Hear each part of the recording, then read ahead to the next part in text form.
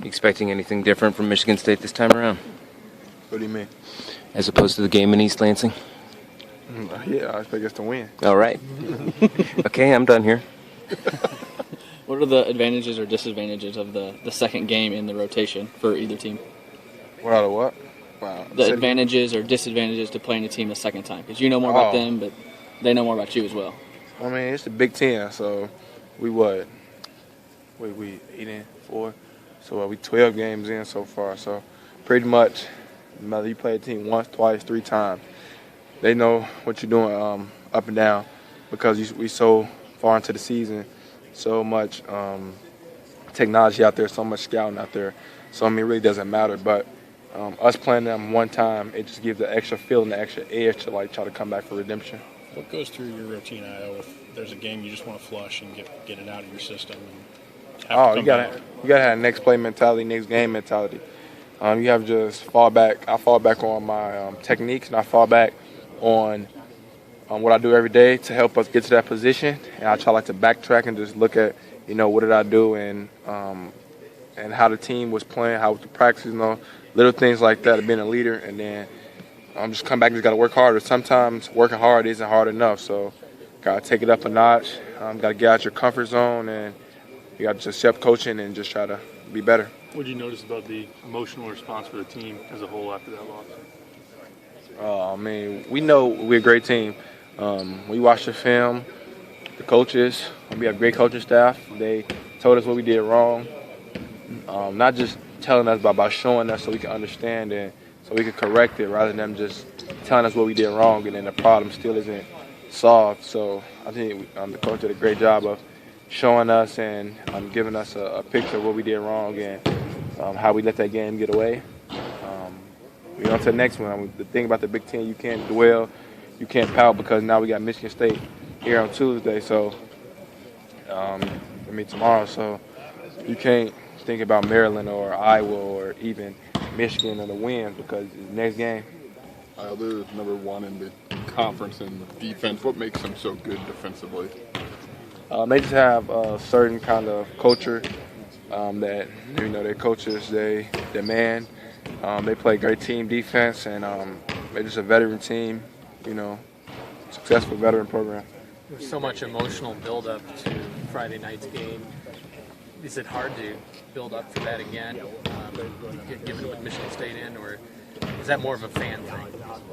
Oh, man, I look at each game, each Big Ten game, I look at it as we trying to, be the best team we can be. So, Friday, I'm pretty sure, I heard it was sold out, so I know the fans made it a big deal, but, me personally or the team, we really didn't look at it in that aspect because we know that we got to come out here and play. So I would say no, we just come in here. Michigan State, we know they're a great team. We know that we have to win. And we'll come prepared, juiced up, ready to play. Last year, this game here was one of the marquee wins of your guys' season, court stormed and all that, the Michigan State win. How far has this program gone from there to where you guys are at now? We came far. We came far. We're trying to go further, though. We know that to be a successful team and be one of the best teams in the country, you have to have games, you have to have wins like this. And what I mean by that, off of a back-to-back loss, like how we respond.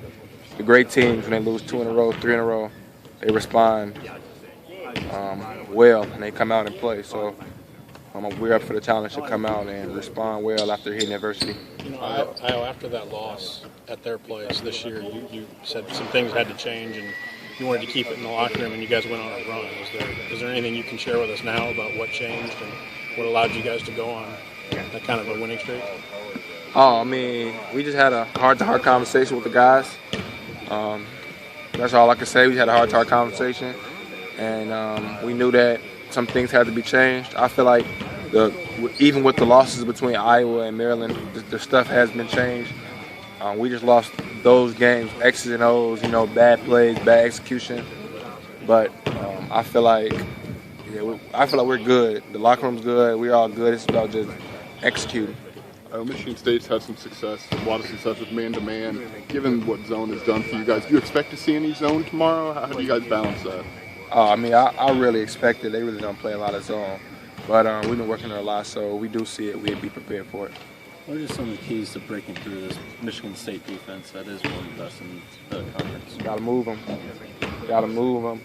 Got to get them shifted from side to side. Got to make Cash's guard. Got to make, their bigs move and just move them. I mean, pretty much that's all we can do. And also not give them easy baskets in transition. Get back on defense. They like to get a lot of points in transition, pinch heads. So not give them easy baskets, then run good offense on the offense end. Is part of guarding Cassius just keeping him in the half court, making sure he doesn't get out in transition where you can just really control the game at that point? I mean, just getting back as a whole. Now, I wouldn't say just guarding Cassius, but the team just getting back as a whole, because when he gets in the transition, he's looking to probe and looking to pitch first. So taking away his options, keeping bodies around him, not giving him easy looks. Midway through the first half, double-digit lead here at home against Maryland. Has this team learned something about securing that lead? No, I mean, we really not focused on Maryland. We handled that. We talked about that for the last 2 days. So I wouldn't like to keep speaking on them because we got a big game tomorrow. We just got more about the psychology of having a big lead early. How do you maintain that? I mean, we got to just keep playing. We got to make shots. I mean, they're number 8 team in the country, so I mean, we knew they wasn't going to just die down right away. So it's all about making adjustments. They made an adjustment. They made their run. We threw a punch. They just threw another punch, and we were able to sustain it. Michigan State's lost 3 in a row. You guys the last 2. You expect an extra hunger or different approach and mentality or anything like that? Which team? Both teams. Yeah, I mean, they fighting for a lot. We fighting for a lot. That's why it's going to be a very intense game. I saw you doing some laptop work. Can you share what you were looking at? Is there something specific you were looking at over there? Oh, yeah, I was watching film. The coaches on a lot of hard hedges.